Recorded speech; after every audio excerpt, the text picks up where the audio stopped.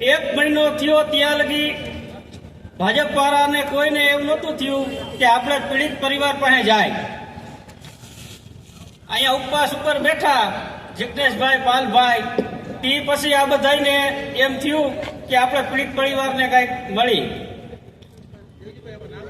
અને રાહુલ ગાંધીને અમે મળ્યા, તે પછી ભાજપ વાળા બધાને મુખ્યમંત્રીને મળવા બધાને બોલાયા.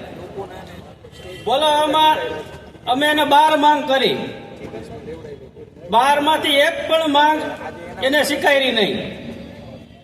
અને ઉલટાનું જેથી બંધનું એલાન હતું તેથી આ પોલીસ દ્વારા ક્યાંક ક્યાંક ફોન કરવામાં આવતા હતા કે તમે બંધમાં ન જોડાતા, આ ન કરતા. તો શું કામ ભાઈ? આ બધા દેશના નાગરિક નથી? આ દેશ કઈ ભાજપ વાળાના બાપનો એકનો જ છે? તો કેમ ભાઈ કોઈ ન જોડાય? આ તો સૌનું છે. આજે અમારી આયરાબાઈનું, કાલ બીજા આયરા પણ બની શકે. આ તો સૌ સાથ દે તો એને ફોન કરી ના દેવરા કહેવાતા હતા અને પોલીસને આગળ કરતી હતા. અને અત્યારે પણ અમે આવતા હતા, ત્યાં એક મેડમે મને પૂછ્યું કે ભાઈ તમે કોણ છો? પીડિત પરિવાર છો કે કોંગ્રેસમાંથી છો? એટલે મેડમ હતા, એટલે એને મેં પૂછ્યું તમારે શું કામ છે? તમે, મને તો ખબર હતી કે આ પોલીસમાં જ છે. તો કે હું પીએસઆઈ છું. ભાઈ પીએસઆઈ હોય તો ભાજપ વાળાને કઈ તમે પોલીસને આગળ ન કરો, અમને કઈ એનો ડર લાગતો નથી. તમારામાં સત્તા હોય તો અમને પૂરી દો, બીજું તમે શું કરી શકવાના છો? તો અમને એમાં કઈ તમારો પોલીસથી કે ભાજપથી કઈ એવા અમે ડરતા નથી કે એને તમે આગળ કરો છો. અને કેમ ભાઈ બધાને પૂછો છો? આ દેશના નાગરિક છે અમે, કેમ અમે કોણ છે એટલે તમારી શું કામ છે?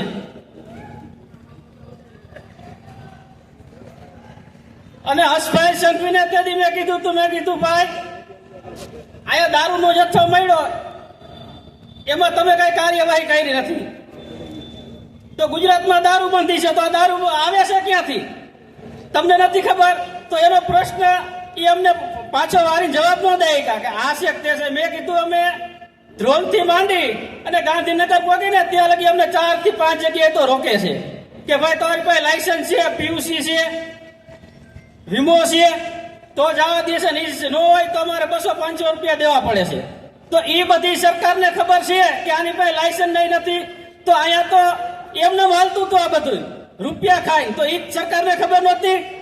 આ આઈએસ અધિકારીની બધા પાર્ટી ઉજવવા જતા હતા તો એને ખબર નહોતી ફાયર એની કઈ સુવિધા નથી, આ દારૂની આ બધું છે.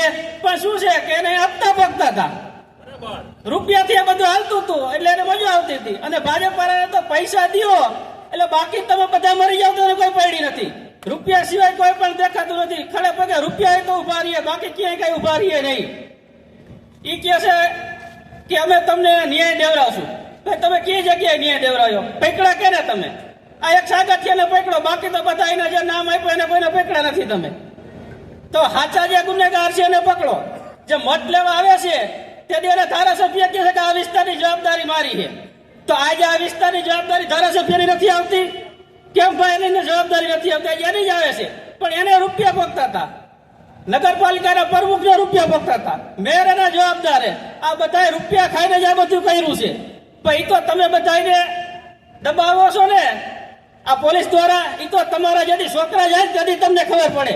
તો જેને 20-20 વર્ષના ખોયા હોય ને એને આ પીડાની ખબર હોય.